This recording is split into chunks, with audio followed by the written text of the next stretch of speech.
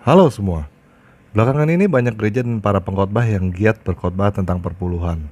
Ada yang berkata bahwa perpuluhan adalah kewajiban. Apabila kita tidak perpuluhan, maka kita merampok Tuhan.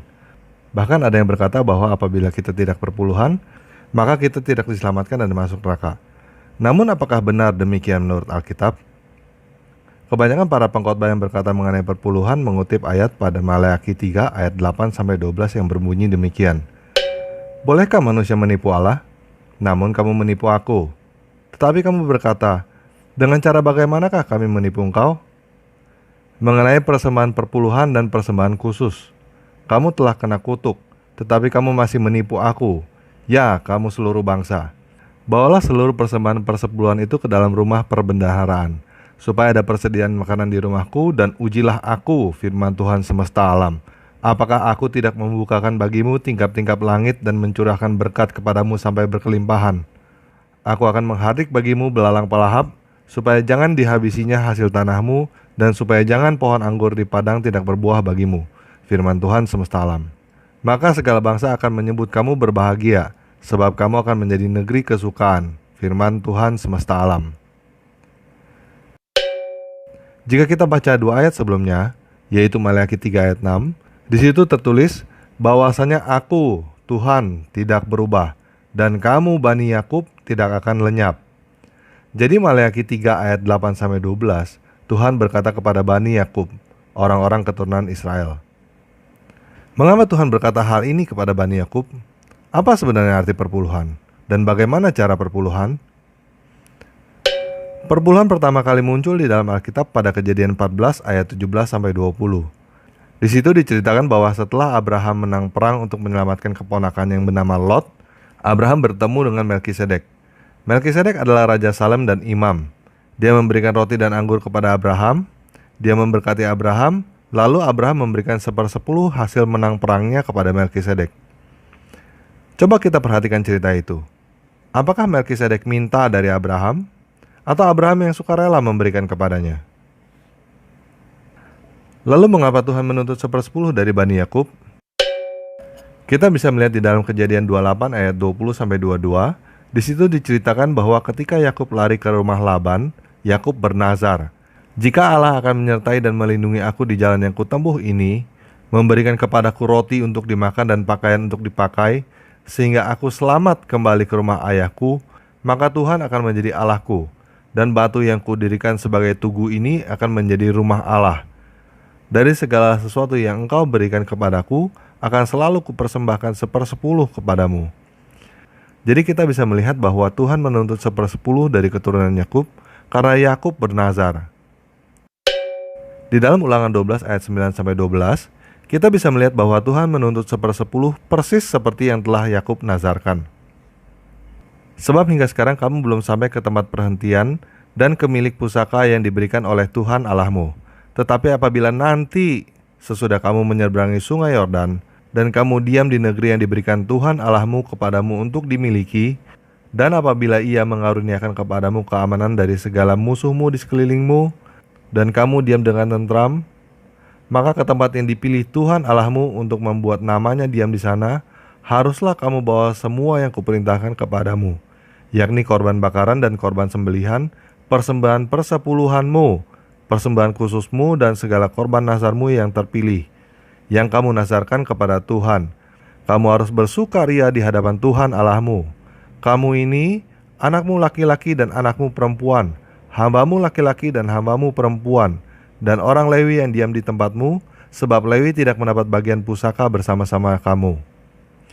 Jadi Tuhan tidak menuntut persepuluhan dari Musa dan bangsa Israel ketika mereka di Mesir, atau ketika mereka berputar-putar di padang gurun. Tuhan menuntut persepuluhan nanti ketika mereka sudah masuk ke tanah perjanjian, sudah aman, sudah tentram, seperti yang diminta oleh Yakub. Selanjutnya di dalam Ulangan 12 ayat 13-14 dikatakan, "Hati-hatilah supaya jangan kau mempersembahkan korban-korban bakaranmu di sembarang tempat yang kau lihat, tetapi di tempat yang dipilih Tuhan, di daerah salah satu sukumu, di sanalah harus kau persembahkan korban bakaranmu, dan di sanalah harus kau lakukan segala yang kuperintahkan kepadamu." Juga dijelaskan dalam Ulangan 12 ayat 17, Di dalam tempatmu tidak boleh kau makan persembahan persepuluhan dari gandummu, dari anggurmu dan dari minyakmu, ataupun dari anak-anak sulung lembu sapimu dan kambing dombamu, ataupun sesuatu dari korban yang akan kau nasarkan, ataupun dari korban sukarelamu, ataupun persembahan khususmu. Tetapi di hadapan Tuhan Allahmu, haruslah engkau memakannya. Di tempat yang dipilih Tuhan Allahmu, engkau ini, anak-anakmu laki-laki dan anakmu perempuan, hambamu laki-laki dan hambamu perempuan, dan orang Lewi yang ada di dalam tempatmu, dan haruslah engkau bersukaria di hadapan Tuhan Allahmu karena segala usahamu. Hati-hatilah supaya jangan engkau melalaikan orang Lewi selama engkau ada di tanahmu. Jadi persembahan persepuluhan tidak boleh di sembarangan tempat. Di dalam Ulangan 14 ayat 22-29, Musa memberikan aturan dalam memberikan 1/10 yang berbunyi, haruslah engkau benar-benar mempersembahkan 1/10 dari seluruh hasil benih yang tumbuh di ladangmu tahun demi tahun. Jadi, dari hasil benih yang tumbuh di ladang dan tahun demi tahun, bukan bulan demi bulan. Di hadapan Tuhan Allahmu, di tempat yang akan dipilihnya untuk membuat namanya diam di sana, haruslah engkau memakan persembahan persepuluhan dari gandummu, dari anggurmu dan minyakmu, ataupun dari anak-anak sulung lembu sapimu dan kambing dombamu, supaya engkau belajar untuk selalu takut akan Tuhan Allahmu. Jadi di tempat yang Tuhan pilih dan persembahan persepuluhan itu untuk kamu makan. Apabila dalam hal engkau diberkati Tuhan Allahmu, jalan itu terlalu jauh bagimu sehingga engkau tidak dapat mengangkutnya, karena tempat yang dipilih Tuhan untuk menegakkan namanya di sana terlalu jauh dari tempatmu, maka haruslah engkau menguangkannya dan membawa uang itu dalam bungkusan dan pergi ke tempat yang akan dipilih Tuhan Allahmu, dan haruslah engkau membelanjakan uang itu untuk segala yang disukai hatimu, untuk lembu sapi atau kambing domba, untuk anggur atau minuman yang memabukkan, atau apapun yang diinginkan hatimu. Dan haruslah engkau makan di sana di hadapan Tuhan Allahmu dan bersukaria engkau dan seisi rumahmu. Jadi pada zaman Musa mengatakan hal ini, sudah ada uang. Dan perintahnya bukan untuk memberikan uang itu kepada Lewi atau imam, melainkan untuk dibelanjakan. Untuk dibelanjakan segala yang diinginkan hatimu, bahkan untuk anggur dan minuman yang memabukkan. Dan sekali lagi dikatakan bahwa untuk kamu makan, untuk kamu dan seisi rumahmu bersukaria di hadapan Tuhan. Juga orang Lewi yang diam di dalam tempatmu jangan kau abaikan, sebab ia tidak mendapat bagian milik pusaka bersama-sama engkau. Pada akhir 3 tahun, engkau harus mengeluarkan segala persembahan persepuluhan dari hasil tanahmu di dalam tahun itu dan menaruhnya di dalam kotamu. Maka orang Lewi, karena ia tidak mendapat bagian milik pusaka bersama-sama engkau, dan orang asing, anak yatim dan janda yang di dalam tempatmu akan datang makan dan menjadi kenyang, supaya Tuhan Allahmu memberkati engkau di dalam segala usaha yang dikerjakan tanganmu. Jadi persepuluhan yang diperintahkan Musa adalah tiap tahun, bukan tiap bulan, untuk kamu dan seisi rumahmu bersukaria di hadapan Tuhan. Pada akhir tahun ketiga barulah perpuluhan itu diberikan kepada kota, untuk orang-orang Lewi karena pada waktu itu mereka tidak mendapatkan tanah pertanian, dan untuk orang-orang lain. Di dalam Imamat 27 ayat 30-33, Musa mengatakan, demikian juga segala persembahan persepuluhan dari tanah, baik dari hasil benih di tanah, maupun dari buah pohon-pohonan adalah milik Tuhan. Itulah persembahan khusus bagi Tuhan. Tetapi jika seseorang mau menebusnya juga, sebagian dari persembahan persepuluhan itu, maka ia harus menambahkan 1/5. Mengenai segala persembahan persepuluhan dari lembu sapi dan kambing domba, maka dari segala yang lewat di bawah tongkat gembala waktu dihitung, setiap yang ke-10 harus menjadi persembahan khusus bagi Tuhan. Janganlah dipilih-pilih mana yang baik dan mana yang buruk, dan janganlah ditukar. Jikalau orang mau menukarnya juga, maka baik hewan maupun tukarannya haruslah kudus dan tidak boleh ditebus. Jadi sampai cara memilih ternak untuk dijadikan persembahan juga sudah diatur. Ternak disuruh lewat di bawah tongkat gembala lalu dihitung 1, 2, 3, 4, 5, 6, 7, 8, 9, 10. Nah yang ke-10 ini akan diambil dan tidak boleh ditukar. Jadi kalau seseorang mempunyai 21 ekor ternak, Berapakah yang dijadikan korban persepuluhan? 2. Kalau seseorang mempunyai 29 ekor ternak, berapa yang dijadikan korban persepuluhan? 2 juga. Sekarang kita balik ke Maleakhi 3 ayat 8-12. Mengapa Tuhan begitu marah sampai mengeluarkan firman seperti itu? Jika kita membaca sejarah Israel, jauh setelah bangsa Israel tinggal di tanah perjanjian, mereka meninggalkan Tuhan dan beribadah kepada Allah lain. Lalu sekitar tahun 590-an sebelum Masehi, mereka dibuang ke Babelonia dan bait suci dihancurkan.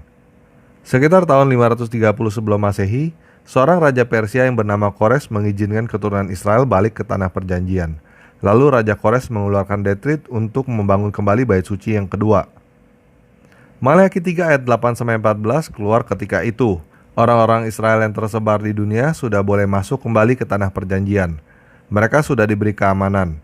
Bait suci sudah dibangun, orang Lewi sudah melayani Tuhan, tetapi mereka tetap tidak mau memberikan persepuluhan.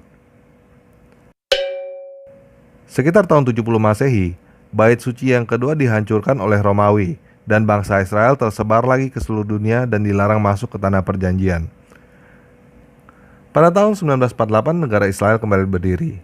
Dan sekarang ini banyak keturunan Israel yang kembali ke tanah perjanjian dari seluruh dunia. Pertanyaannya adalah apakah mereka perpuluhan? Jika jawaban kamu adalah tidak, maka jawaban kamu tepat. Mereka tidak perpuluhan. Mengapa mereka tidak perpuluhan? Karena sekarang tidak ada bait suci dan tidak ada Lewi. Nah, sekarang kita sudah membaca apa yang tertulis tentang perpuluhan di dalam Alkitab. Kita balik kepada pertanyaan, apakah kita orang Kristen wajib perpuluhan? Coba kita renungkan. Apakah ketika Yesus di dunia pernah mengambil 1/10? Apakah ada para murid Yesus yang mengambil 1/10? Apakah ada tertulis di dalam Alkitab bahwa jemaat mula-mula mengambil 1/10? Kapan gereja mulai mewajibkan persepuluhan dan siapa yang menyuruhnya?